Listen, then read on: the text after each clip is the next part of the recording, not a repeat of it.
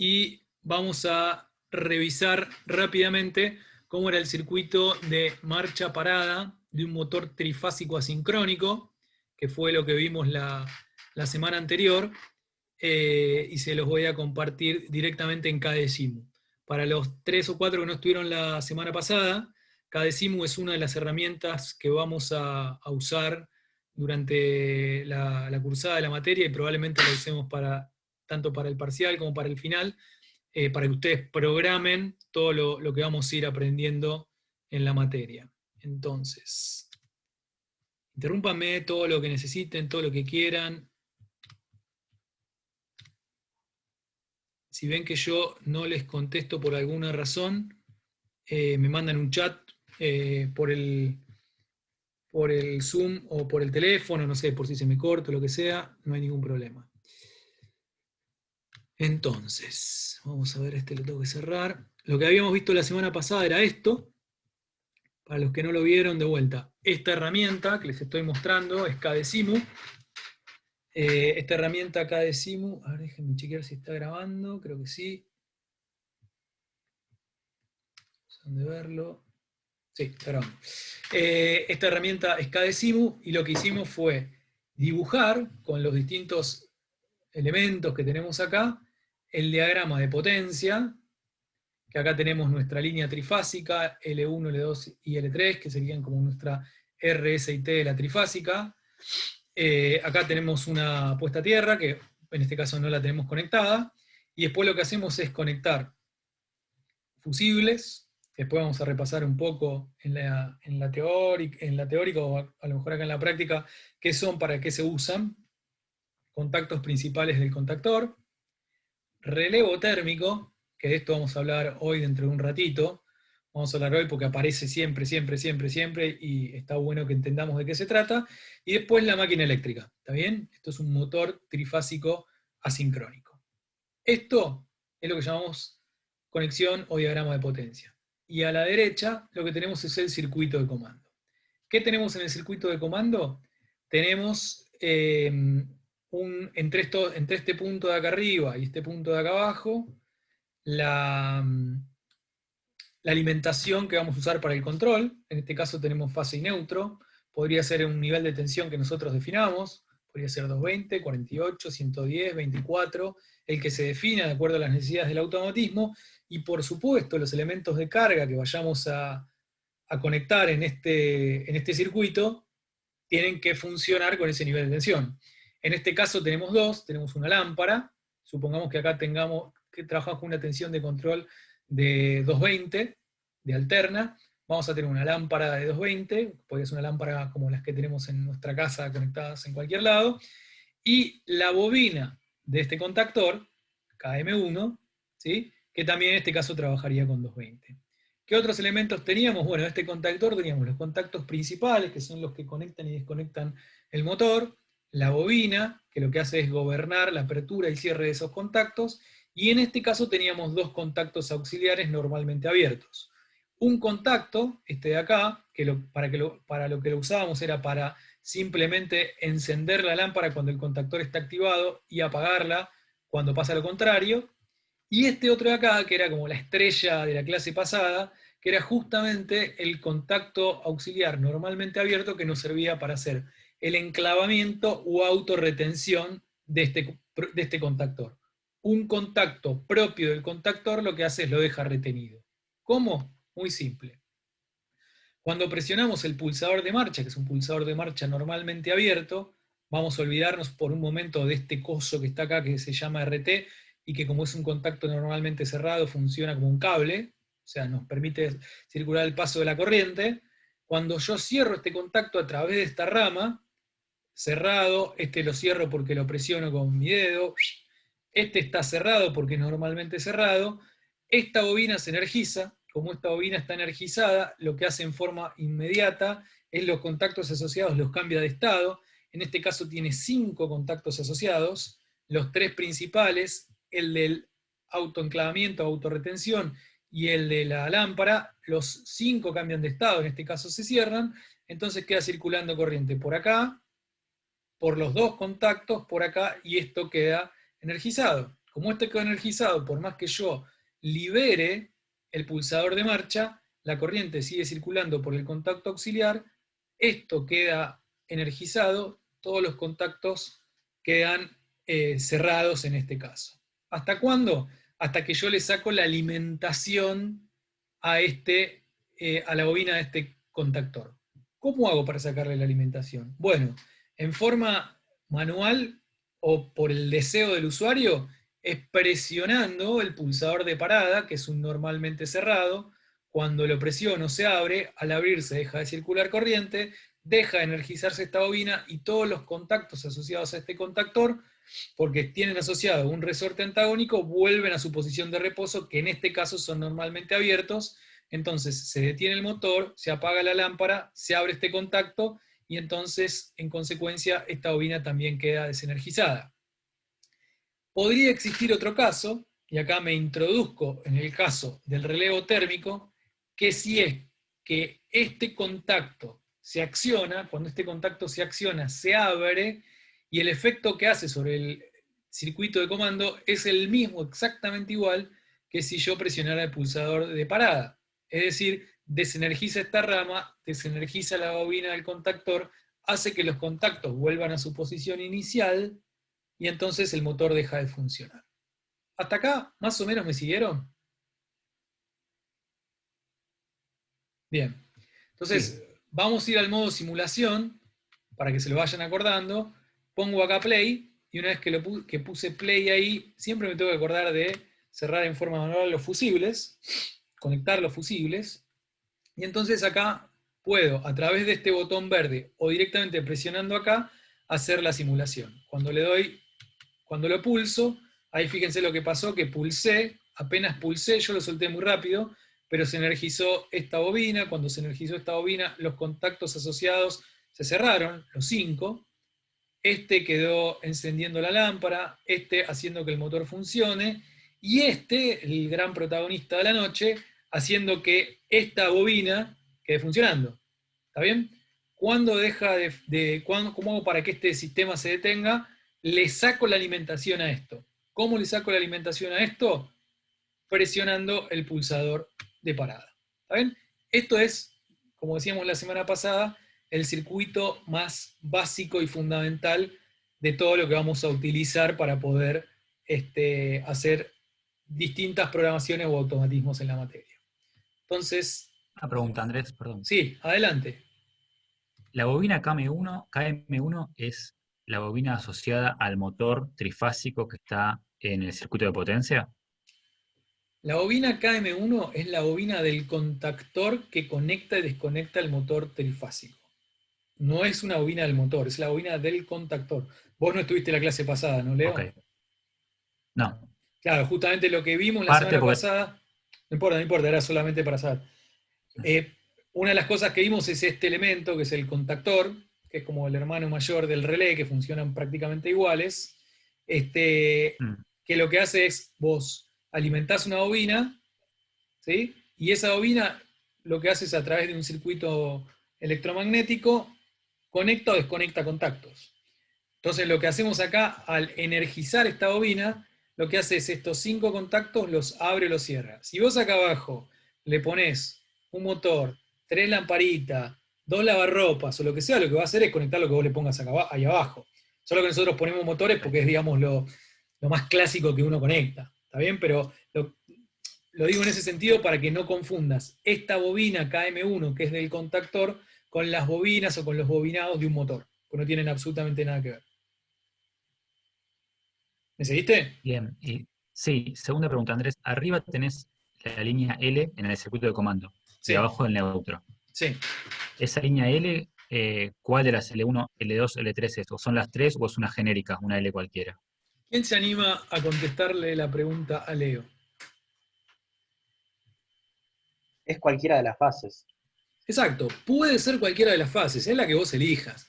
Incluso podría ser otro tipo de fuente de alimentación, porque en este caso yo dije que era, lo dije, ni siquiera está escrito acá en el circuito, que podía ser una monofásica de 220. O sea, una fase, cualquiera, L1, L2 o L3, y el neutro. Pero también podría ser una fuente de alimentación de continua, o también podría ser otra alimentación que podría ser, no sé, 48 volt de alterna, entonces necesitaría poner de mi línea un transformador para llevar a 48 volt. Lo interesante de acá, Leo, es que siempre te quede bien en mente que los circuitos de potencia y de comando son eléctricamente independientes. ¿Está bien? No tienen ningún tipo de conexión eléctrica. Por supuesto, si vos usás la misma línea que tenés disponible, de tu 3x380 más neutro, los 220 lo vas a sacar de ahí. ¿Está bien? Pero lo importante es entender esto, que hay una independencia eléctrica entre los dos circuitos.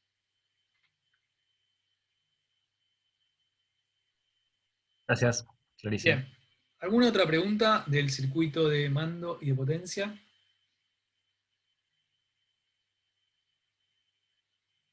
Bien. Entonces, esto era a modo de repaso, súper rápido, muy, muy rápido. Y lo que les voy a mostrar ahora, también bastante rápido, es contarles de qué se trata, de qué hablamos cuando hablamos de relevo térmico. Porque ahora vamos a ver un montón, entonces voy a tomar unos 5 o 10 minutos para contarles un poco de esto. ¿Está bien? Entonces, vengo por acá.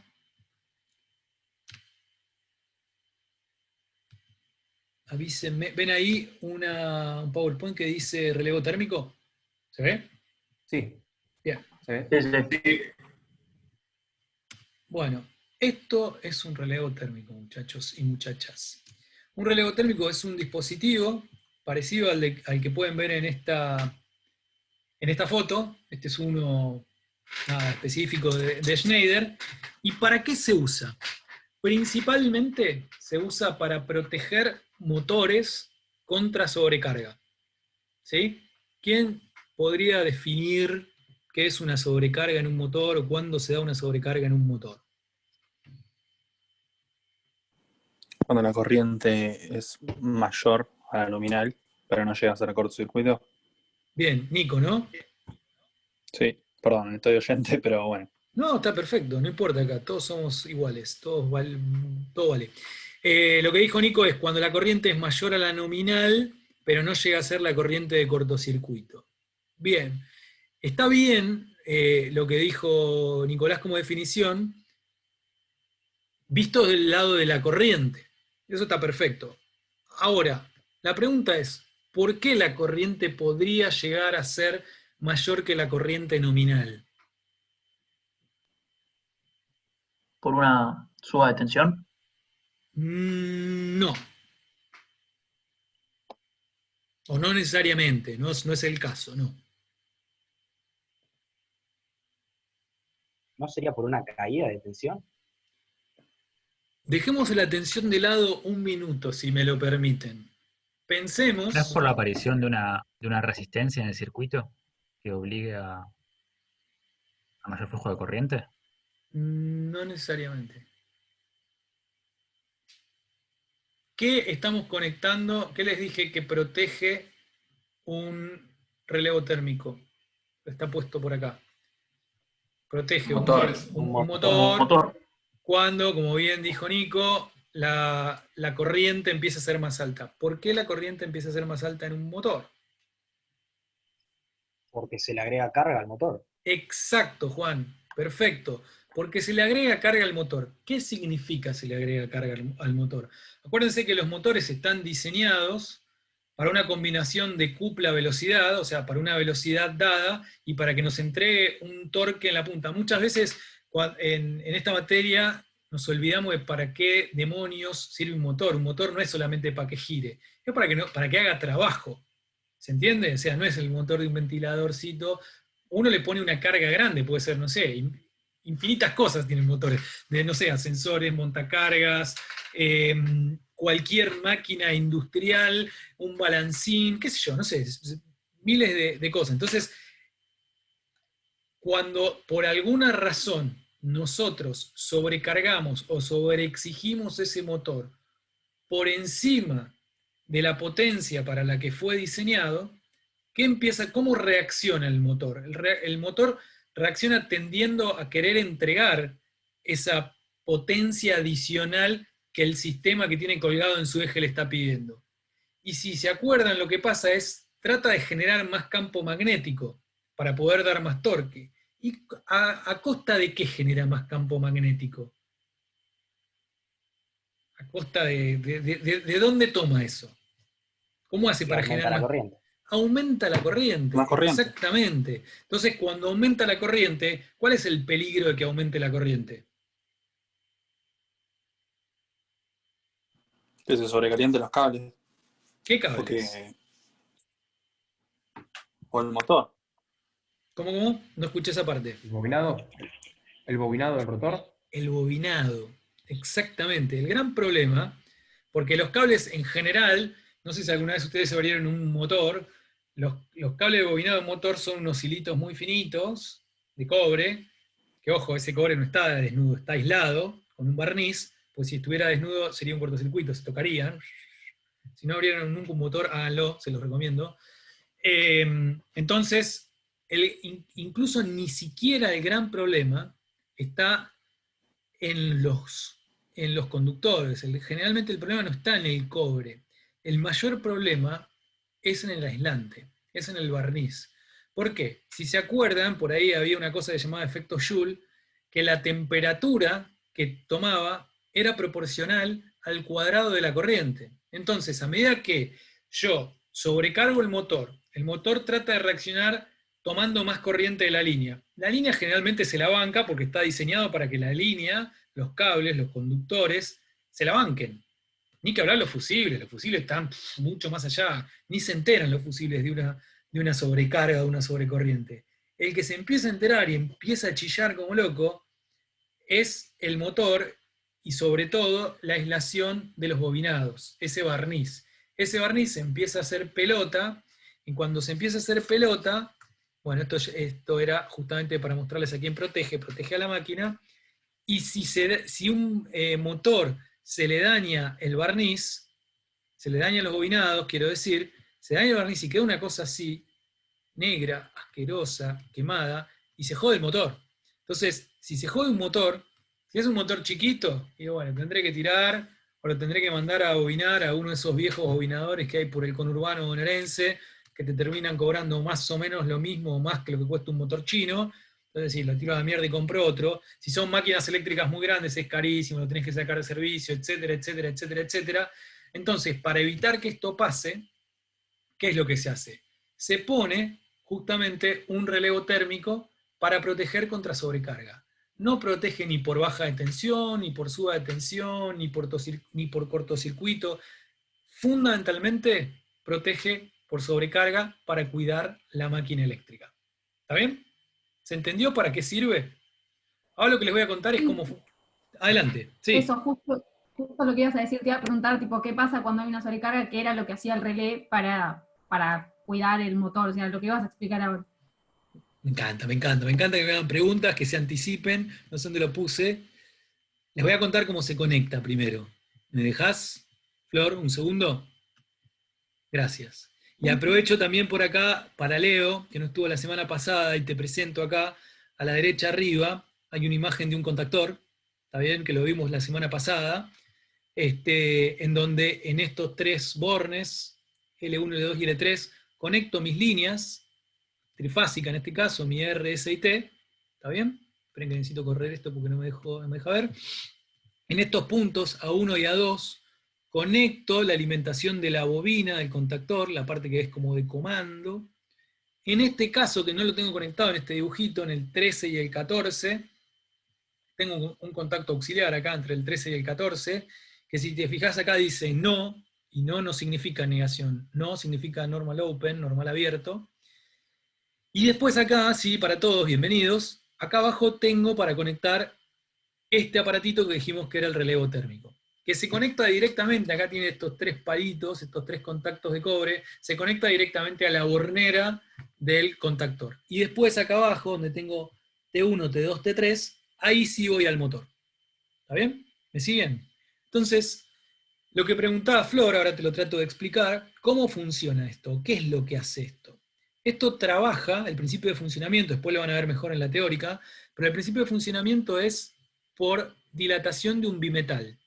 ¿Se acuerdan por ahí en algún momento, en alguna materia, vieron lo que pasa cuando tengo un bimetal o una placa conformada por metales de distinta dilatación térmica? Cuando llega a una determinada temperatura, una placa o un bimetal se va a torcer, ¿está bien? Se va a doblar, y eso lo que va a hacer a través de un mecanismo interno, lo que va a hacer es cambiar de estado un contacto auxiliar de este relevo térmico.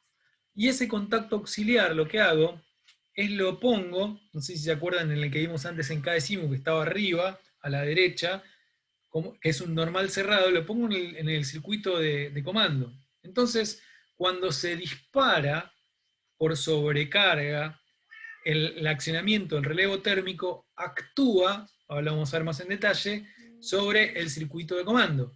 Entonces lo que hace es me saca de servicio directamente al relé, perdón, al contactor.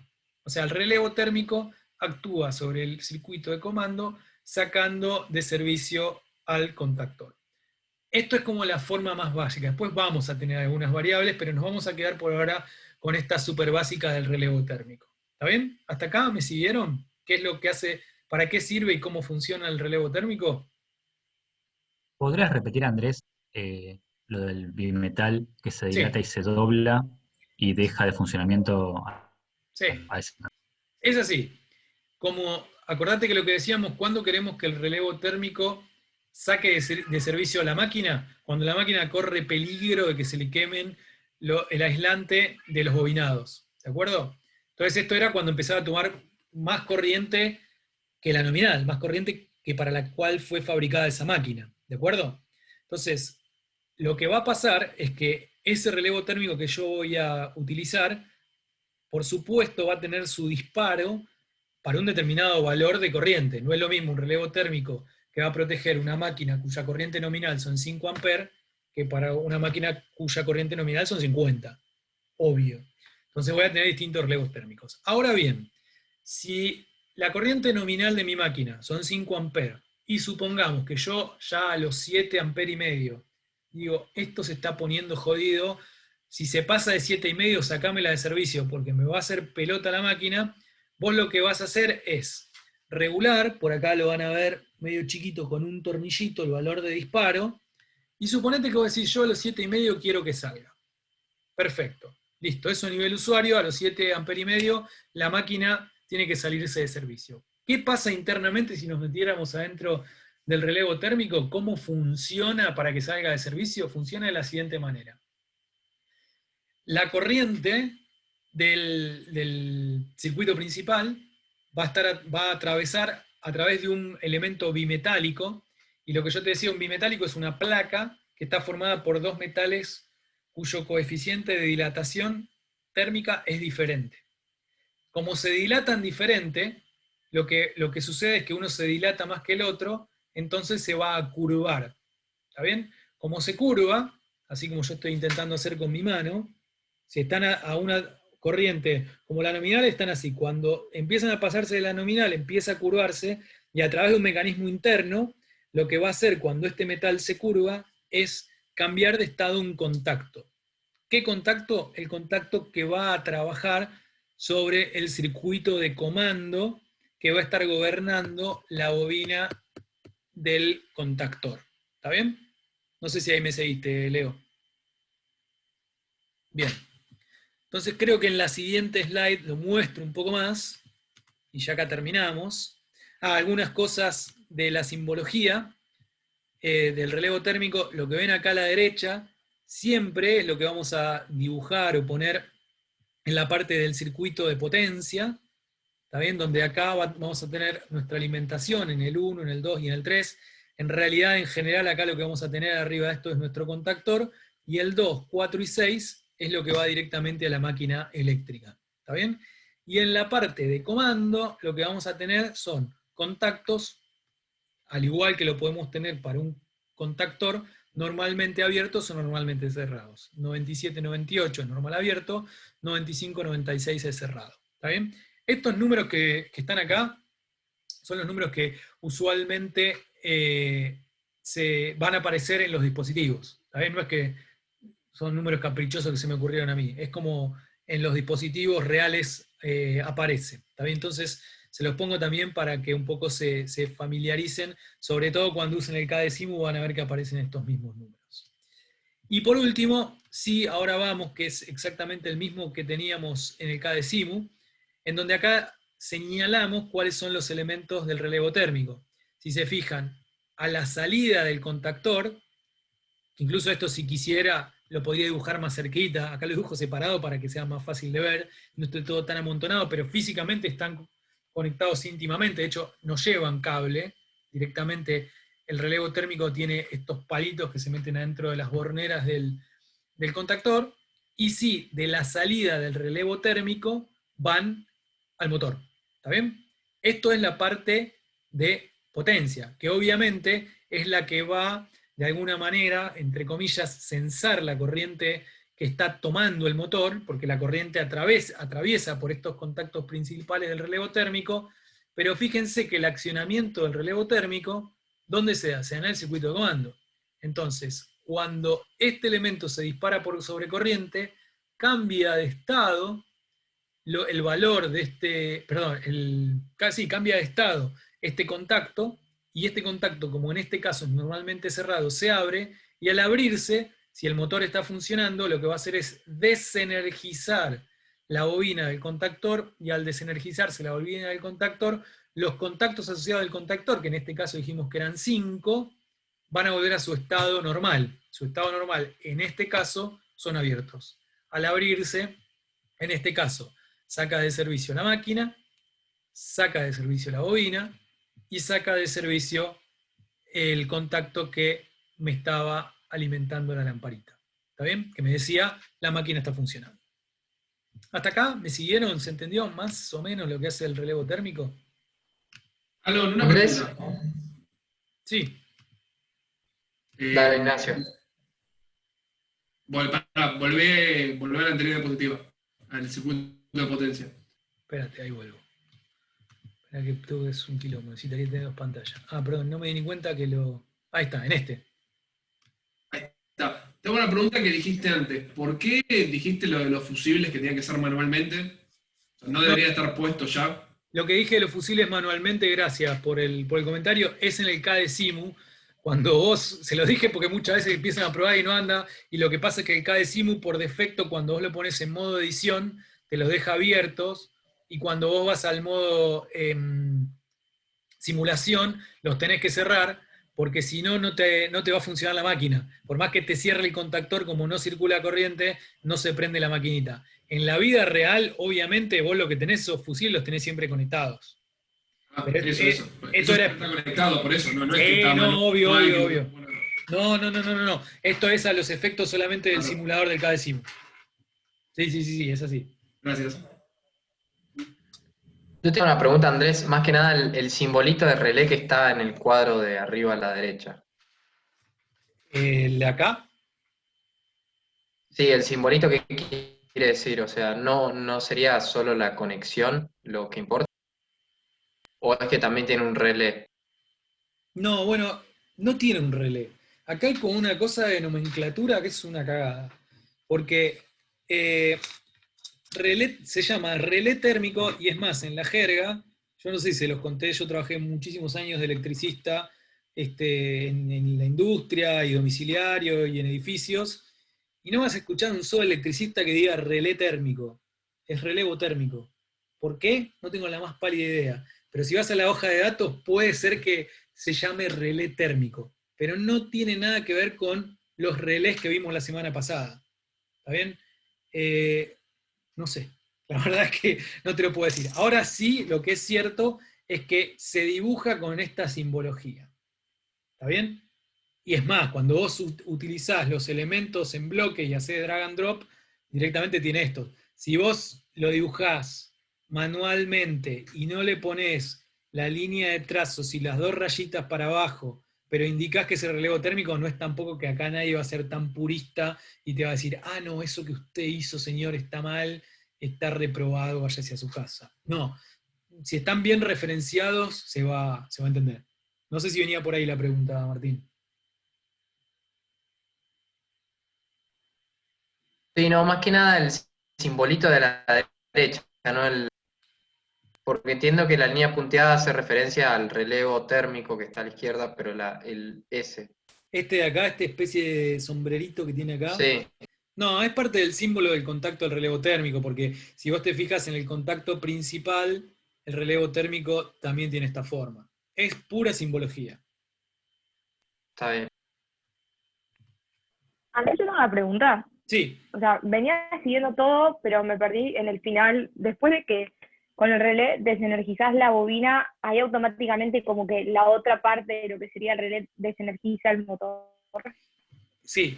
En realidad es exactamente lo mismo, Mora, que explicaba hoy, más temprano, cuando explicaba el caecimu. ¿Qué es lo que sucede? El que manda acá es la bobina del contactor. ¿Está bien? ¿Cómo voy a hacer que yo esa máquina arranque o frene? Dándole alimentación a esta KM1 que tengo acá abajo. ¿Cómo se la doy? Habíamos dicho a través del pulsador de marcha. ¿Cómo se la saco? Como quiera. O sea, podría hacer la bestialidad de cortar los cables, de venir con un alicate y cortarlos, de hacer una cosa un poco más suave, como sacarle la alimentación presionando este pulsador de marcha y abriendo el circuito, o abriendo acá el circuito, ¿está bien? Entonces, si yo abro acá el circuito, en definitiva lo que estoy haciendo es justamente sacándole la alimentación al contactor. Entonces, una vez que yo le saco la alimentación a esta bobina, los contactos vuelven a su estado original, a su estado normal, que si te acordás lo habíamos visto la semana pasada, en el diagrama ese que tenía como un corte, que tienen un resorte que lo hace volver a su estado original. ¿Te acordás de eso? Okay. Sí, lo vi. ¿Sí? No sé si respondí a tu pregunta. Sí, o sea, ya como que cuando desenergizás eso, ya está, como que lo más importante era la bobina, lo desenergizaste y ya paraste toda la alimentación. Y sí, porque lo que haces es, ahora cuando ustedes los empiecen a hacer ustedes estos circuitos, se van a dar cuenta un poco más, porque ahora yo se los estoy contando y se los estoy mostrando muy rápido, por eso a mí me interesa que el trabajo lo hagan más ustedes que yo. ¿Está bien? Pero esa es la idea. Acuérdense que ustedes lo que están haciendo es actuando sobre la bobina del contactor que gobierna el motor. Perfecto. ¿Te puedo hacer una Gracias. pregunta? Sí, dale, Flor. ¿Qué pasa si en vez de ponerlo donde está, lo pusieras, por ejemplo, donde está el de apagado? Sería o sea, es lo mismo, no pasa nada el orden, o está específicamente antes del botón de prendido por algo. Si yo este relevo térmico lo pongo acá abajo, por ejemplo, o lo pongo entre el pulsador de marcha y el de parada, O sea, te corta también la corriente. ¿quién le puede contestar a Flor? ¿Quién se anima?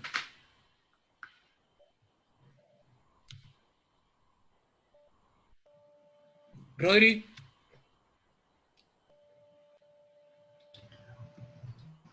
Bueno, me parece que es un tema de construcción física en el lugar, no tanto de un circuito, ¿puede ser? La respuesta da exactamente igual. Porque en Ok, definitiva genial. esto es lógica de programación. Por supuesto, Lo después, mismo, está cortando la corriente. Pongas donde lo pongas, te corta la corriente. vos lo que estás haciendo es interrumpiendo el circuito. Vos lo que estás haciendo es sacarle la alimentación entre esa línea y ese neutro a la bobina. Chau. Como se la saques, Perfecto. da igual en este caso, ¿sí? Quería confirmarlo, pero perfecto, listo, gracias. Perfecto. Lo que está buenísimo, lo que ustedes van a poder hacer, mucho mejor que en otros cuatrimestres, como ustedes van a usar este simulador, en lugar de hacer los programas en papel y lápiz, todas estas preguntas que a mí no me molestan en absoluto, que me las hagan, de hecho me encantan, lo pueden probar ustedes. Ahora cuando se familiaricen un poco con el KD5, dicen, che, ¿y esto si lo pongo al revés qué pasa? Ah, no, es lo mismo. Igual está bueno que las preguntas las hagan porque una cosa también es la lógica de programación y otras cosas es lo que dice la técnica. Por ejemplo, podría decirles que uno nunca va a poner primero el relevo térmico y después el contactor. Porque no existe hacerlo de esa manera. Existe hacerlo siempre, poner el relevo térmico debajo del contactor. ¿Funcionaría igual? La verdad es que sí. Pero la técnica no lo hace nunca de esa manera. ¿Se entiende? O sea, si vos abrís un tablero eléctrico y ves que alguien conectó primero el relevo térmico y después el contactor, decís, este es un hijo de puta, no sabe nada. No se hace así jamás. Ahora, si vos conectaste primero el pulsador de parada y después el relevo térmico, de hecho, esto nunca lo van a ver tan ordenado en un tablero. Después les voy a mostrar una foto de un tablero eléctrico por adentro, que generalmente se le hacen calles de cable canal, se ponen algo que se llama riel DIN, donde después se ponen todos los elementos, y los cables van por dentro de los cables canales, no los ves, digamos, para unir el 96, por eso es muy importante los números. Vos cuando tenés que unir el punto 96 con el punto 13, lo que haces es, ponés un pedacito de cable en el borne que vos querés, a veces se marcan los cables, después lo llevás por donde tenga que ir y lo conectás en ese punto. Y cuando abrís hay una maraña de cables que a lo mejor en un cable canal podés tener, qué sé yo, 30, 40, 50, 100 cables. Pero eso se los voy a mostrar en otro momento, ahora no tengo una foto a mano, para que lo vean y vean cómo luce a veces un tablero de automatización. ¿Está bien? Perdón, Andrés, una pregunta. Adelante. Quizás es una burrada, pero la corriente de arranque. Sí. Pregunto por un caso que me pasó hace poco. Se me quemó porque el motor no logró la velocidad necesaria para decir ya está, no me des más corriente de arranque, estoy bien con la nominal. Siguió funcionando con la corriente de arranque, se quemó. La corriente de arranque es superior, depende del motor, creo que es 5, 6, 7 veces la nominal, ¿no? Sí. El relé, ¿cómo identifica que, ok, es la corriente de arranque, va a funcionar por 3, 4 segundos? O sea, ¿no se dilata por un tema de tiempo? Porque si esa corriente se mantiene en el tiempo, ¿no debería dilatarse? Lo que dijiste, Leo, está buenísimo. La primera parte no te seguí muy bien, pero no me metería ahora en la discusión esto de que tu motor siguió funcionando con la corriente de arranque. No nos vamos a meter ahora con eso. Pero sí lo que está muy bueno que vos dijiste es cómo es esto de cómo sabe el relé térmico o el relevo térmico si estoy con la corriente de arranque en ese transitorio o si ya sigo con una corriente por encima. Ya lo vamos a ver, ya lo van a ver un poco más en la teórica. Hay unas curvas que se llaman que son de corriente y tiempo, ¿está bien? Y si vos tenés una corriente muy, muy, muy, muy, muy, muy elevada en un tiempo muy corto, eso es lo que llamamos un cortocircuito. Corriente infinita en tiempo cero, que sabemos que el cero y el infinito no existen en la práctica, digamos, pero sí que tenemos mucha corriente, muy poco tiempo, es un cortocircuito. Ahora, un valor de corriente definido, el ejemplo que yo ponía, si tenemos una corriente nominal de 5 amperes, pero tenemos una corriente de arranque que suponete sea un 50% encima, 7 amperes y medio, y el tiempo de establecimiento de ese motor son 3 segundos, ahí no queremos que actúe el relevo térmico. Lo que nosotros vamos a querer que funcione es cuando llevo ya 1 o 2 minutos, o el tiempo que se defina para cada máquina, con esos 7 amperes y medio, o sea, tomando un 50% más de la corriente nominal. Entonces está muy bueno lo que vos acabas de decir, yo no lo mostré, creo que no lo tengo en estos slides, en cuál es el disparo o la combinación tiempo-corriente para el disparo del relevo térmico. ¿Está bien? Eso es clave y hay unas curvas en donde vamos a tener el disparo de los distintos elementos de protección. Y eso hay toda una técnica bastante compleja y también es de cálculo, que no lo vemos en la materia, pero que se llama coordinación de protecciones, porque si vos realmente querés proteger tu instalación, tu máquina, tus cables, y tenés una corriente muy elevada en muy poco tiempo, es decir, un cortocircuito, ahí vos querés que actúe un determinado elemento de protección que no es el relevo térmico, porque el relevo térmico no va a andar. El relevo térmico funciona para otra combinación de corriente y tiempo. Entonces es para altísima corriente, en poco tiempo funcionan los fusibles, y después para corrientes elevadas durante tiempo un poco más, corrientes no tan elevadas, para tiempos un poco más largos, el que funciona es el relevo térmico. Eso se llama coordinación de protecciones. Pero muy, muy interesante la pregunta, Leo, está muy bien. Gracias, Andrés. No, estoy puteando por eso porque se me quemó un motor hoy a la mañana y dije, bueno, aprovecho para preguntar por qué pasó. ¿Un motor de qué se te quemó? De la pileta, el de filtro. Y fui a averiguar por el bobinado, y el bobinado me cuesta más caro que el motor. O sea, todo lo que vos dijiste. Yo no puedo, para empezar, gente que bobine, es increíble lo difícil que es encontrar. Sí, son viejitos del conurbano bonaerense que bobinaban motores en la década del 70. Esos. Sí. Son Pero la verdad es que artesanos. se va. Y creo que fue porque me funcionó por debajo de la velocidad que era necesario para que me arranque el motor en régimen permanente. Quizás estoy No, diciendo burradas, ¿eh? no lo sé, habría que ver qué pasó. O sea, a veces puede haber montones de razones por las cuales un motor se puede dañar. Puede ser incluso porque estuviera tomando una sobrecarga, tenés, no sé, filtros sucios, cosas así, pum, el motor se puede joder. Claro. Probablemente tu motor sería un Bueno, motor monofásico, sí, es un monofásico, sí, sí. y no tendría ningún relevo térmico. Generalmente un motor monofásico no es tan común ponerle un relevo térmico, digamos. No es tan común, no es que sea imposible, ¿eh? Entonces, al no tener un relevo térmico, bueno, listo, pum, se jodió el motor. Es así. Así de simple. Quería bajar con un ejemplo un poco a tierra a ver si entendía el tema. No, pero es Pero exactamente traje algo eso. de casa. Bien. Gracias, Andrés. No hay nada. ¿Alguna otra pregunta de esto? Yo tengo una pregunta, Alon. Quizás es una burrada, perdón. Esperen, le Al voy a ser decir un una cosa, dispositivo le de voy a decir una cosa a protección. todos. Espérame, Nacho. No hace falta que digan que una pregunta pues una burrada, para mí ninguna es una burrada. Tienen las preguntas que sean, esto es una clase para que ustedes aprendan. Así que no hace falta el preámbulo, dale, Nachito. Ok. Al ser un dispositivo de protección, ponele que vos lo seteás a 7 amperes y medio.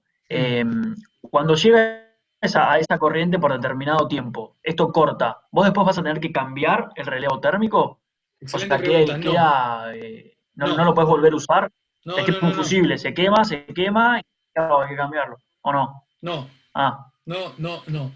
Pero está bien la pregunta, porque yo no lo dije. En general, cuando actúa el relevo térmico, yo no lo dije. Lo que uno tiene que hacer es ir a lo que muchas veces en la jerga se dice a reponerlo. ¿Ven acá? Que tiene unos botoncitos que dice stop y reset. Sí. Uno lo que tiene que hacer es ir y apretar ese botón de reset. Porque lo que se supone que el motor entró en falla por alguna razón, entonces uno tiene que ir a ver qué pasó en la instalación, o a lo mejor ya supo qué pasó, no sé. Suponete una trituradora, un motor que está triturando cosas, no sé, plástico. Y de repente se cayó esta botella de inoxidable adentro de la trituradora trató de triturarla, se bloqueó la máquina, levantó la temperatura del motor, saltó la protección, me salvó el motor, por ahí rompí un par de cuchillas, pero no rompí el motor. Perfecto, listo, ya sé lo que pasó. El boludo del operario estaba usando una botella donde no podía, se le cayó en el lugar, jodió la cuchilla, por suerte no jodió el motor. ¿Qué tengo que hacer? Desarmar la máquina, cambiar la cuchilla, no sé qué, y después voy y repongo en el relevo térmico que me salvó la máquina, me acaba de salvar la máquina, que no se me queme, y de que no siga ocurriendo un quilombo, lo repongo y ya está. Eso podría ser un caso que se me acaba de ocurrir recién random. Podría ser otra cosa, como quizás lo que le pasó a Leo, si hubiera tenido esa advertencia, che, mirá, esta máquina está consumiendo mucho, ¿qué pasó? No, boludo, hace 5 años que tenemos esta pileta y nunca fuimos capaces de, no sé, limpiar el filtro, está lleno de hoja, está haciendo una fuerza descomunal, o muchas veces, ¿saben qué motores se queman un montón? Pónganle de aspiradoras o de secadores de pelo, porque en el eje quedaron toneladas de pelos enroscados y eso hace que el motor empiece a trabarse, sobrecalentar, pum, se quemó. Entonces, muchas veces los mantenimientos a las máquinas hay que hacérselos. Y estos elementos nos dan una advertencia, pero muy al lugar de la pregunta de Nacho, es lo que tengo que hacer, insisto, en la mayoría de los casos es ir a reponer, a resetear el relevo térmico para que siga funcionando. Pero no es que se jode, lo tengo que cambiar y lo tengo que tirar y comprar otro. No, en absoluto. Sí, lo que tengo que cambiar, tirar a la mierda, siempre tirar a la mierda y poner otro es cuando se quema un fusible, cuando actúa un fusible. Por supuesto, en mis épocas de electricista, infinidad de veces cuando un fusible salta, lo que uno hace le pone un cablecito completamente descalibrado, y entonces un fusible que estaba calibrado para que funcione a los 45 amperes, puede ser que quede funcionando para los 20 o para los 300 amperes, con lo cual uno acaba de hipotecar su instalación porque podés hacer pelota cualquier otra cosa por haberle puesto un cable más grueso. Entonces eso es recomendable no hacerlo. Leo. Perdón, Andrés, una pregunta más.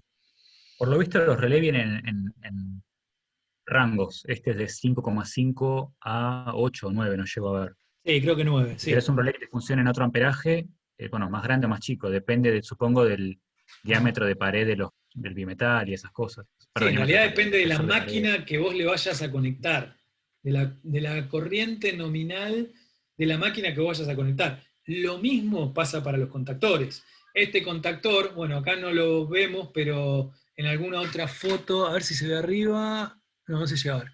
En la pared de costado que no se ve en la vista de este lado, en general tiene una etiquetita parecida a la que tiene de este lado, en donde te dicen cuál es la corriente nominal que soportan los contactos principales. Porque obviamente este contactor, que debe tener más o menos este tamaño, más o menos, por ahí aguanta, qué sé yo, 20 amperes. Porque yo quiero poner una máquina de 80 amperes, lo cocino en 5 minutos, lo hago pelota. ¿Se entiende? O sea, cada dispositivo, y esto es lo que vamos a trabajar un poco en el trabajo práctico número 2, es cómo especificar y seleccionar las dos cosas. Primero especifico y después selecciono dispositivos adecuados para el automatismo que yo quiero hacer. Obviamente, cada dispositivo depende de algunos factores. Pero sí recontra al lugar también la observación. No es que cualquier relevo térmico sirve para cualquier motor. Obvio no. Una cosa es yo tengo un motorcito así de medio caballo, y otra cosa si tengo un motor con un diámetro así, más o menos quizás de, qué sé yo, 15, 20 caballos de fuerza. Es muy distinto. Pero eso ya lo vamos a ir viendo con el correr de las clases. ¿Qué más? Que se duerme Vicente. Bien, seguimos. Rápido. Esto lo habíamos visto. Bueno, acá algunos elementos más de lo que veníamos mirando, que casi todos ya lo dijimos. Vieron que les hablé del rearme. Esto es el rearme. Este es el botón que tengo que ir a presionar para el rearme. Esta es la regulación de corriente, que algunos pueden tener valor de corriente y otros pueden tener veces de la corriente nominal para la que está diseñado. Estos son los bornes de entrada que van al contactor. Este generalmente es un elemento que traba en el contactor, es un elemento físico. Por acá tengo dos pares de contactos auxiliares, y acá los bornes a la fuerza motriz. Y tengo también en este modelo un botón de parada. Puedo parar el circuito, lo que hace es dispara sobre los contactos que van al circuito de mando, y entonces me lo frena. Este es un ejemplo de distintas configuraciones que vamos a tener de relevos térmicos. Y ahora tengo una pregunta que es para el 10, que me encanta hacer esta pregunta. ¿En qué caso de uso de la industria o de las instalaciones en general no usarías un relevo térmico para proteger un motor? Ya vimos que en el caso de los motores de las piletas y de las bombas, a lo mejor sería conveniente para que a Leo no se le queme el motor de la pileta, pero hay un caso que incluso por norma está prohibido proteger el motor con un relevo térmico. Pueden decir ideas que se les ocurran, pueden escribirlas en el chat, pueden decirme esta pregunta es aburrida, no la quiero contestar. Es una trivia que a mí siempre me gusta tirar. Si les digo que se llevan un 10, ya saben que es una mentira. No, un ascensor no. Un ascensor lleva relevo térmico porque no quisieras que un motor de un ascensor que cuesta unos cuantos miles de dólares se te queme. Si alguien se queda encerrado, yo me quedé 3 veces encerrado en ascensor. Una vez me quedé en Edesur 1 hora adentro de un ascensor como con 7 personas. 1 hora en Edesur. Así que no es el caso.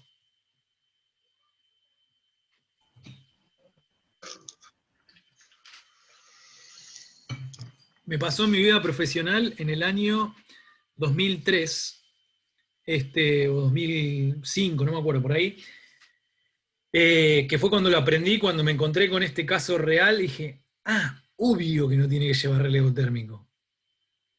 Pero hasta ese momento creo que no lo había pensado.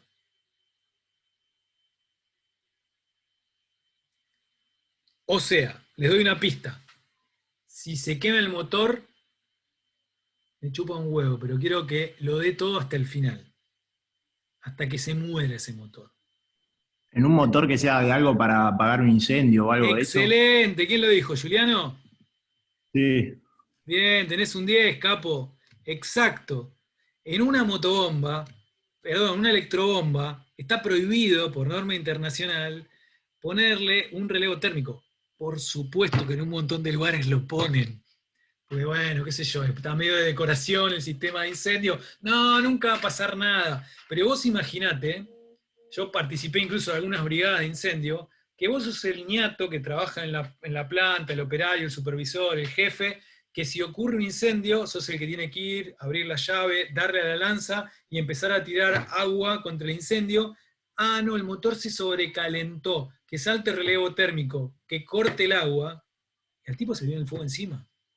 Entonces, esto yo se los digo porque muchos giles, yo me he peleado con algunos jefes de mantenimiento, que me decían, no, esto hay que ponerlo, porque hay que proteger la máquina. No, boludo, no hay que proteger la máquina, hay que proteger a la persona.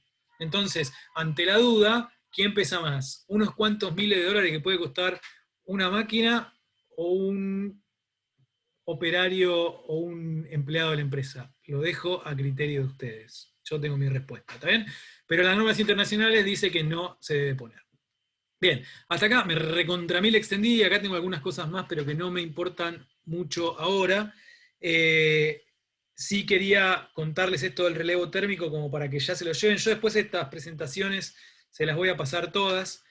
Me extendí bastante de tiempo, hablé un montón, y acá lo que tengo que les había dicho a continuación, que vamos a ver, o que me gustaría ver, y lo vamos a hacer igual. Si nos pasamos unos minutos no me importa, pero me interesan dos cosas más. Me interesa que ustedes, ¿alguno de ustedes bajó el KDESIMU? ¿Tiene instalado el KDESIMU en su máquina? Bien. Sí, vamos, sí. vamos a hacer una cosa. Vamos a Tengo hacer... una pregunta, Andrés. Sí, adelante, Mora. ¿Puede ser que sea solo para Windows? Porque yo intenté descargarlo en Mac y no pude. Me dijo que tengo que bajar un emulador y bueno, lo hago después con más tiempo. Bueno, sí, algunos Capaz chicos... hay una forma de descargarlo en Mac. No lo sé. Sé que a algunos chicos les pasó el cuatri pasado, pero que al final con algún emulador y no sé qué pudieron instalarlo. Si podés hacerlo de esa manera porque lo vamos a usar full, o conseguite una PC. No, sí, si no, para el lunes que viene pido una de mi familia, pero bueno, para ver si lo podía descargar. Lo que les voy a... Clave de acceso. ¿Cómo? Ah, la clave de acceso. 4962. Hay uno que está en el campus que está sin clave, que se lo pueden bajar, que está sin clave. Eso te quería preguntar, ¿hay una diferencia entre el versión 3 y 3.1? O sea, es indistinto cuál usemos. Creo que la 3.1 es la que no te pide clave y me parece que está un poco más completa algunos detalles. Y se pueden bajar la 3.1 mejor. Igual para lo que vamos a usar hoy, la 3 está perfecto. Igual no se instala, es un ejecutable, ¿no? Es un ejecutable, sí, exacto. Es un ejecutable. Pero va, no sé quién tenía MacBook, Mora creo, pero no hace falta un emulador en MacBook.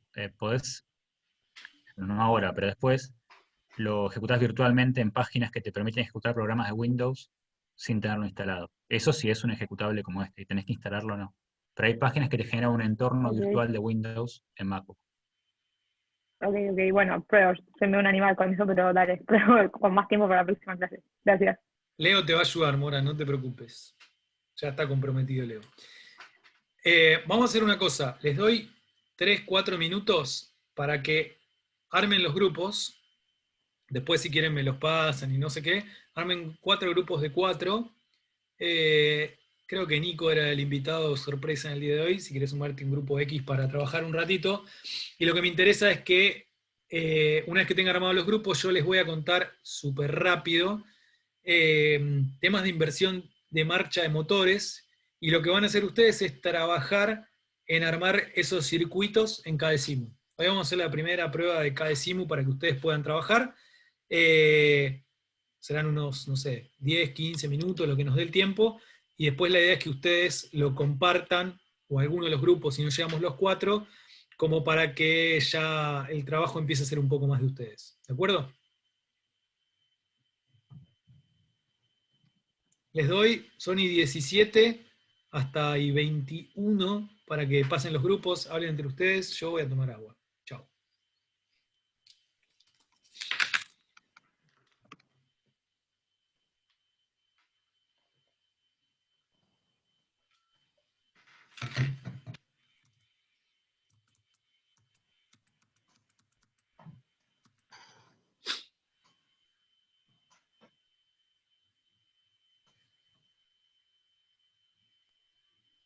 Bueno, con Juan Cruz somos dos, no sé si alguien está de a par que se pueda sumar.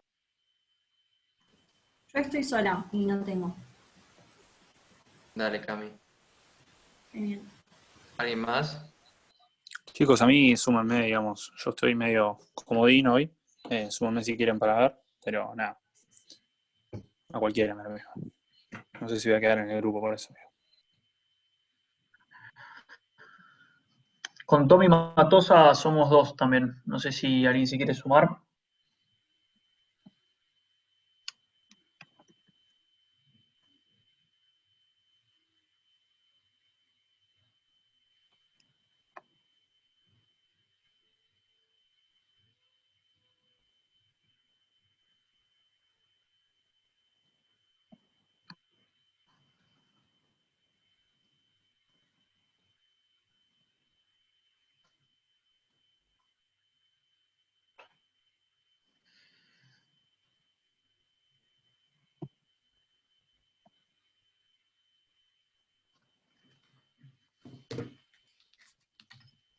No sé quién está quedando sin grupo. Nosotros todavía, bueno, nos falta uno. Nosotros estamos a 3 y también nos falta uno. Capaz. Sí, nosotros somos 3. No sé. Ahí Nacho Sí, y Tommy dicen que son 2. Me parece que hay más grupos que los que debería haber a lo mejor.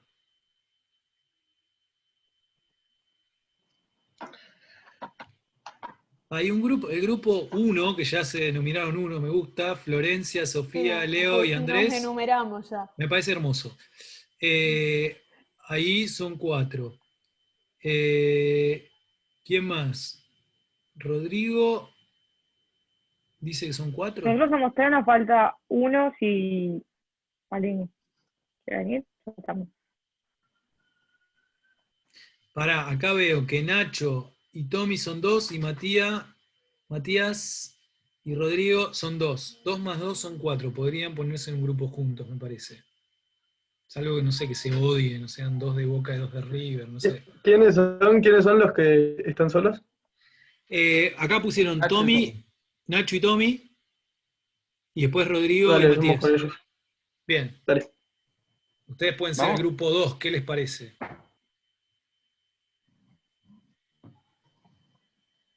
Sí, dale, obvio. Bien. El grupo 3, ¿quiénes son? Anótenme, porfa, los del grupo 2, así ya los tengo todos juntitos acá en el chat. Ahí estoy anotando. Pará, los pongo directamente acá en un Excel, vamos más rápido. Oso, cantame tu grupo, por favor. Ahí lo puse, pero te lo digo. Florencia Bacá, Sofía Terpolile, Leo Borton y yo. Bien, ustedes son el grupo 1, ya los pongo acá en un Excel que tengo. Grupo 2.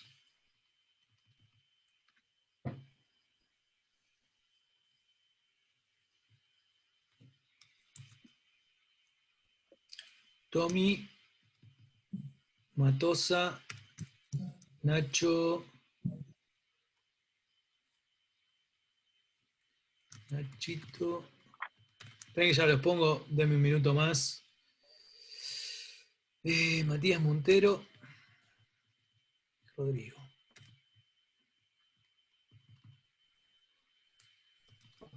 Grupo 3, Juan Cruz Traverso. Martín Ortiz. Camila. Y nos falta uno. ¿Y hay un grupo 4? Les voy a decir quiénes no tienen grupo, aunque ya lo saben. Hay uno que también dice 3 arriba con otros. Sí. Ah. Yo lo mandé justo. ¿Querés que te ¿Quién lo es repita? el otro grupo? Dale, ¿me lo cantás, porfa? El otro que dice 3, Sí, que va a ser Mora el 4. Guerra. Dale. Moraga, Sí. Pedro Marcenaro,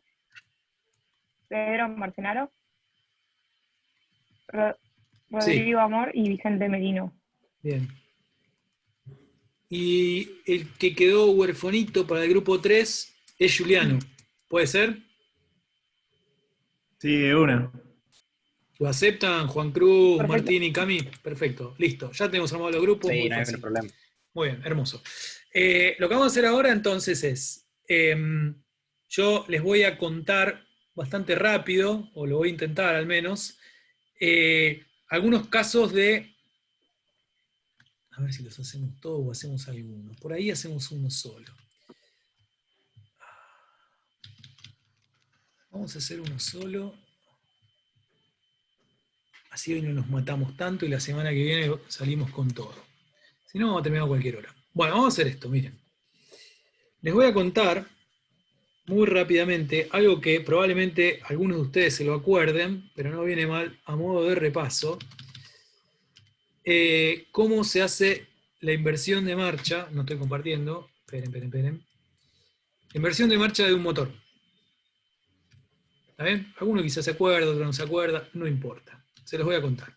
Inversión de marcha de motores.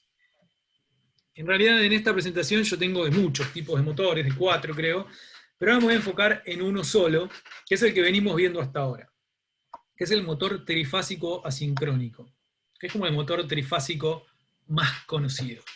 ¿Sí? Entonces, yo lo que les voy a refrescar cómo se hace la inversión de marcha de un motor trifásico asincrónico, y después lo que vamos a hacer es, nos vamos a dividir en grupos, van a trabajar en estos grupos que acaban de formar 15 minutos o algo así, para que cada uno de ustedes haga en forma grupal, en cada simu, la inversión de marcha. Les pido acá, con especial atención, no sean ni giles ni tramposos de o copiarse o traerlo de otro cuatrimestre. Si lo hacen yo no me voy a dar cuenta, pero me parece una pena para ustedes y bastante deshonesto que lo hagan de esta manera, porque la idea es que lo aprendan. Y si alguno ya lo tiene y ya lo sabe hacer, no importa, se lo explica a sus compañeros. Pero más de uno de ustedes no lo sabe hacer y está bueno que aprovechemos este tiempo de trabajo para practicarlo.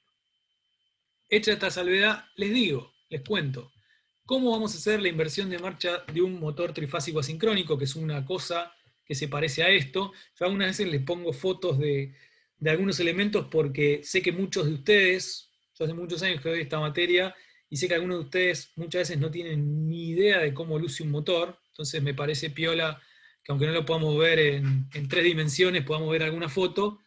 Luce de esta manera. En general, este es un motor trifásico asincrónico con rotor en cortocircuito, así se llama. Y por acá arriba, lo que tenemos es una bornera con los terminales de las bobinas de estos motores. Está bueno que ustedes aprendan también, cuando estén en una industria, a poder directamente visualizar un dispositivo. Acá hablo de un motor, pero puede ser de cualquier dispositivo, y puedan entender de qué se trata. O sea, no confundirse un motor trifásico con un monofásico. Mirarlo rápidamente y en 1 o 2 minutos poder saber leer si es un motor monofásico, trifásico, si es un motor eléctrico o es otra cosa. Si es un motor neumático, si es una bomba. Y por ejemplo, si alguno de ustedes tiene un poco de cancha y mira esta foto, debería saber que es un motor trifásico que está conectado en estrella. ¿Está bien? Yo esto lo sé porque conecté montones de motores en mi vida. Y bueno, y esto es por cómo tiene dispuestos los terminales de las bobinas están puestos así. Fíjense, este cable rojo con este rojo es una bobina, este azul con este azul es una bobina, y este negro, que se ve muy poquito acá, con este negro, es otra bobina. Cuando conecto los centros de las bobinas, estoy conectando un motor en triángulo, y lo que voy a hacer es conectar en estos bornes mi línea R, S y T. Y una cosa que está bueno que nosotros sepamos, que creo que lo tengo en el próximo slide, es que para que una máquina eléctrica gire en un sentido o en el otro, lo que voy a tener que trabajar es en el arreglo de cómo voy a conectar la secuencia de fases en los bornes de los terminales de mi motor. Entonces, acá les muestro un ejemplo también de lo que hablábamos antes de qué elementos mínimos necesito para conectar un motor trifásico. Fíjense que acá tengo un pulsador de parada, que lo habíamos visto antes, tengo un pulsador de marcha, tengo una tensión de alimentación, fíjense que tengo R, S y T, y también tengo el celeste, que se lo dije la semana pasada, que el celeste siempre es el neutro, y el neutro lo conecto directamente a la bobina que gobierna el motor, y también de acá, que hoy también creo que me lo preguntaba Leo, si uso la misma alimentación, fíjense que acá para alimentar la otra bobina, uso esta primera fase, que la tengo marcada en negro, que podría ser la R. Entonces, de esta manera conecto en un sentido de giro un motor trifásico asincrónico. Ahora bien, y acá, hasta acá va a llegar más o menos la explicación, que es cómo hago para invertir el sentido de giro de un motor trifásico asincrónico. Lo que voy a hacer es voy a cambiar la secuencia de alimentación. Si yo tengo en mis bobinas, por ejemplo, conectado acá R, S y T, lo que voy a hacer, si yo quisiera que gire en el sentido contrario, voy a poner R, T y S.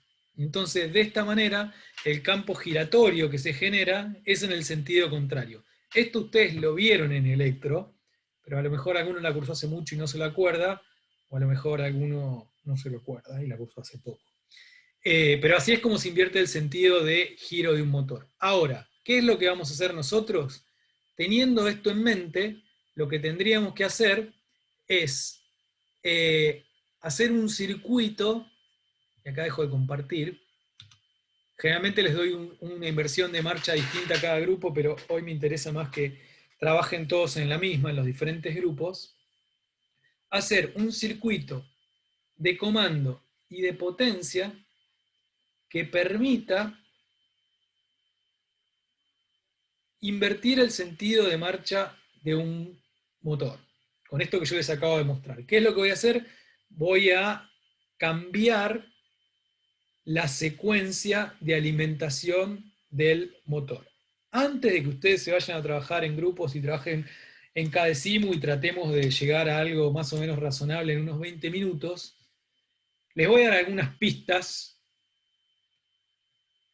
para que les sea un poco más fácil. Una de las cosas que ustedes van a tener que usar es un contactor que conecte en una secuencia de giro, supongamos giro hacia la derecha, y otro contactor que tenga una secuencia de giro hacia el otro lado, por ejemplo a la izquierda. Y a la vez van a tener un pulsador que haga que gire hacia la derecha y otro pulsador que gire hacia la izquierda. Podrían tener un único pulsador de parada. Con la base de esto, y con lo que estuvimos viendo un poco la clase pasada, en esta clase, y lo que les mostré de CADESIMU, a mí me gustaría que ustedes ahora hagan el intento de poder programar ustedes por las suyas. Ya les digo, les daré como, qué sé yo, unos 20 minutos, que nos quedan media hora de clase, y en 20 minutos volvemos, y alguno de ustedes, uno o dos grupos, compartir los resultados a lo que llegaron. ¿Están de acuerdo? ¿Les parece que puede servir? ¿Les parece un despropósito? No, está perfecto, dale. Bien, Sí, llegamos. Entonces, para los que nunca usaron en Zoom lo que se llama sección de grupos, yo lo que voy a hacer ahora es, por los grupos tales como ustedes los formaron, los voy a mandar como una mini salita de Zoom, les va a llegar una invitación, ustedes van a aceptar y se van a juntar ustedes 4. Ahí entre ustedes pueden compartir pantalla, pueden hacer lo que quieran. Uno de ustedes sería ideal que maneje el CADESIMU en esta oportunidad, y entre los 4 lo piensen, y a los 20 minutos yo puedo hacer que ustedes vuelvan de prepo, los puedo llamar más amistosamente, puedo hacer que la sesión se corte y vuelvan todos, que hoy vamos a hacer eso, que es medio agresivo, pero lo vamos a hacer así, y hasta donde llegaron, alguien muestra y hacemos el cierre de la clase en 10 minutos, o en 15, ¿está bien? Para que para mí sea más fácil, lo que les voy a pedir es que donde está su nombre, cambien y adelante le pongan el número de grupo, Así yo hago la asignación por grupos en forma mucho más rápida. Si no saben cómo cambiar el nombre, van arriba a la derecha de su foto, los 3 puntitos, ponen renombrar, y adelante del nombre ponen el número del grupo. Ahí Juliano ya lo hizo en forma muy eficiente, lo mismo Rodrigo, Sofi, Mora, Flor. Leo le puso el 0, no pasa nada, Leo, te perdono, son poquitos ustedes.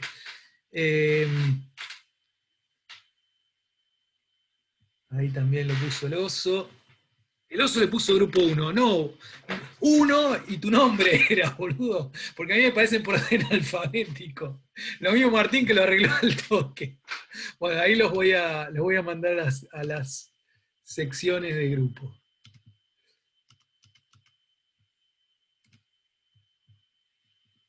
Esperen que esto lleva unos segundos.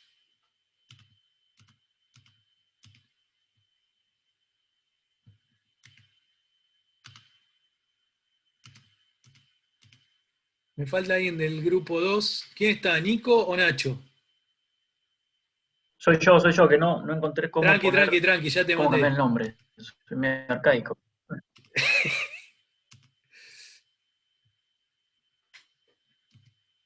Nico, lo tenemos de invitado. Nico, si te gusta, te mando al grupo 4, y si no, también.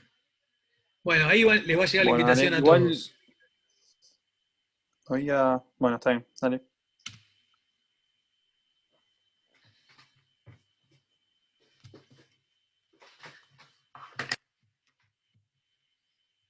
Tenemos, o sea, estos 3 contactores, KM1 y KM2, llevarían una marcha directa, y KM1 con KM3 generarían una inversión en el giro, pero nos faltó completar este circuito. Bien, perfecto. Muchas veces, está buenísimo lo que decís, muchas veces se programa de esta manera. La mayoría de las veces cuando se plantea una inversión de marcha, se hace con 3 contactores. Uno que conecta la alimentación y los otros 2 contactores que lo que hacen es invertir el sentido de secuencia de fase. Así que está... ¿Por alguna razón se hace? O sea, ¿por algo en especial? Estoy tratando de acordarme cuál sería la justificación más lógica. Tiene un poco que ver también con que puedas sacar de servicio la máquina, pero podría funcionar perfectamente con la otra. La verdad es que no... Okay. No te lo puedo decir porque en este momento no se me ocurre una justificación muy fuerte, pero sí que muchísimas veces se hace de esta manera. Lo voy a pensar un poco y te lo digo. Mati. Sí, otra duda que teníamos, no sé si se puede hacer, es como una llave que esté conectado, por ejemplo, al KM2, y si no está KM2, se conecta al KM3 de una. Entonces, que la corriente vaya por alguno de los lados. Bueno, eso lo puedes hacer, pero sería con una selectora, digamos, con una llave que esté en una posición o en otra posición, pero no sería en forma automática. No sé. En general, lo que vamos a hacer nosotros es siempre hacer lógicas de contactos o de pulsadores más que de selectores, que también es válido, pero para construir el conocimiento que vamos a hacer y para lo que vamos a ir viendo más adelante, siempre vamos a tratar de hacerlo con esta lógica de pulsadores. Por ahora necesito que me creas y que te la banques un poco, pero sí que es correcto lo que vos decís, que se podría hacer con un selector. De hecho, se pueden conectar motores sin usar contactores. ¿Con qué? Justamente con llaves selectores.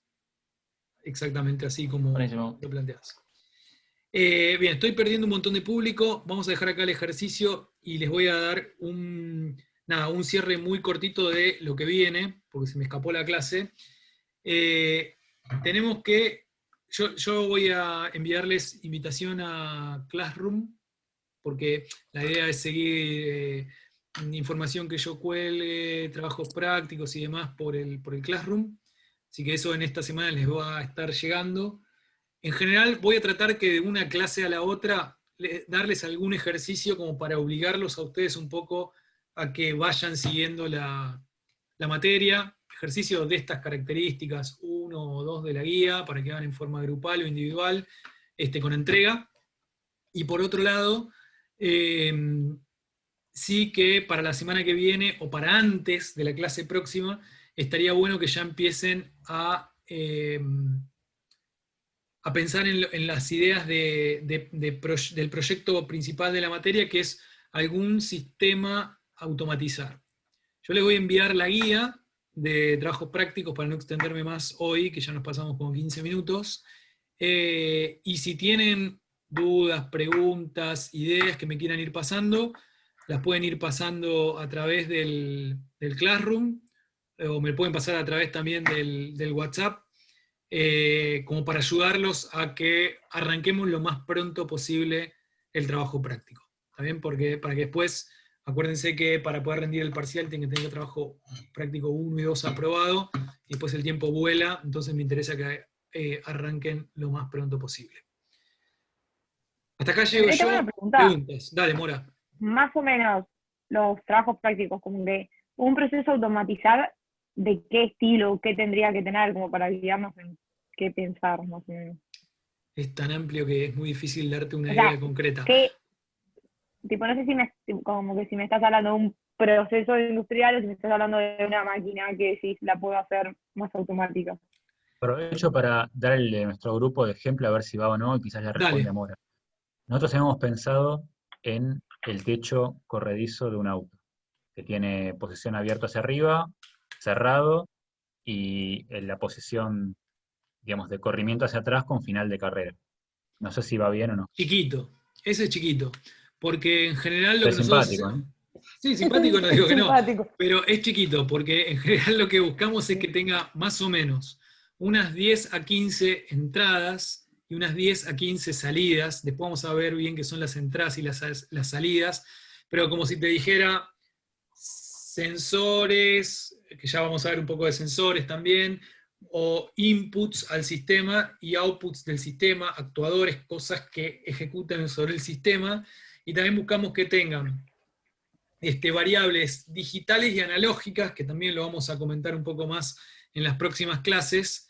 Digitales son las cosas que son on-off, encendido o apagado, o presencia o ausencia, o un final de carrera, está o no está, y las analógicas son las que tienen que ver con las que pueden tener valores dentro de un continuo, por ejemplo la temperatura, por ejemplo la presión.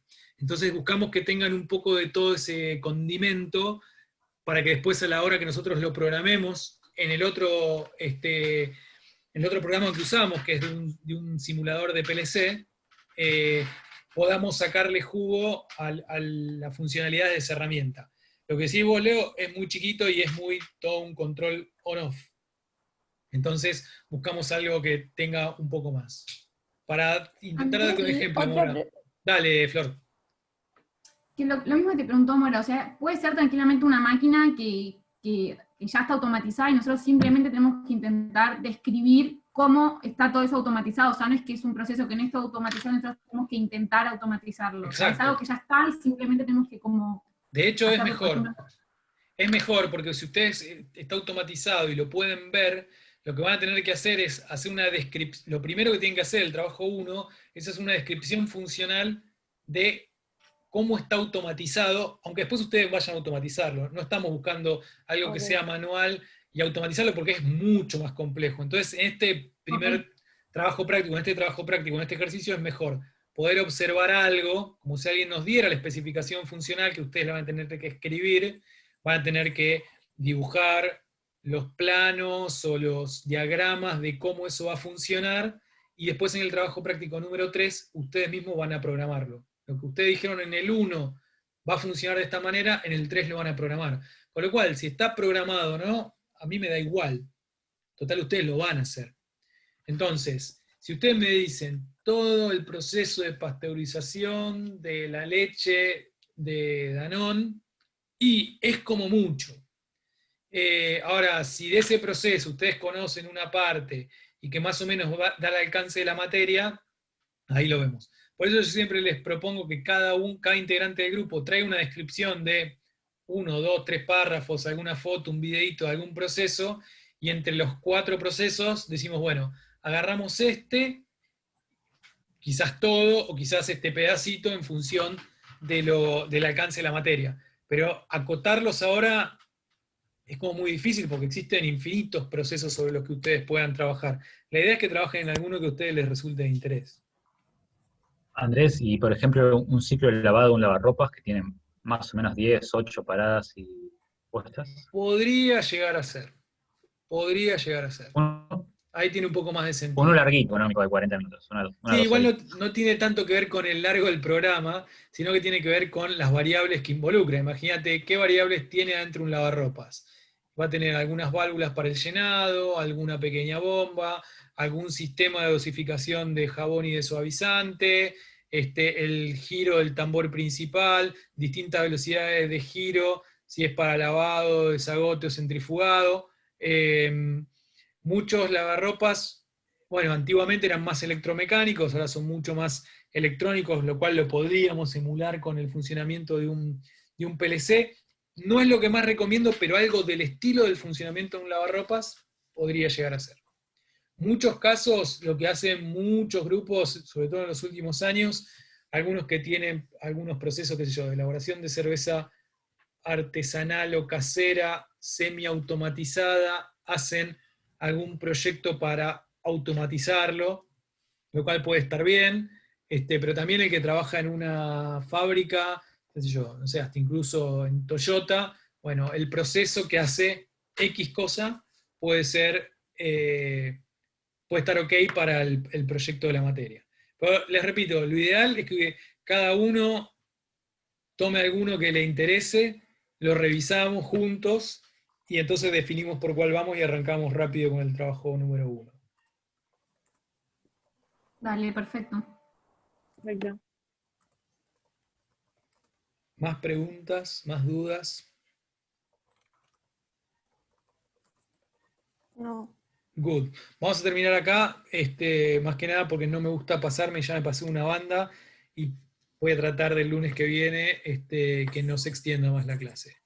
Mil gracias a todos por la atención y esténse atentos que le va a llegar la invitación al Classroom y toda esa historieta. Y cualquier duda que tengan, me escriben. Gracias, Andrés. Dale. Buenísimo, Gracias. muchas gracias. Nos vemos. Nos vemos, chicos. Chao. Hasta luego. Chao, gracias.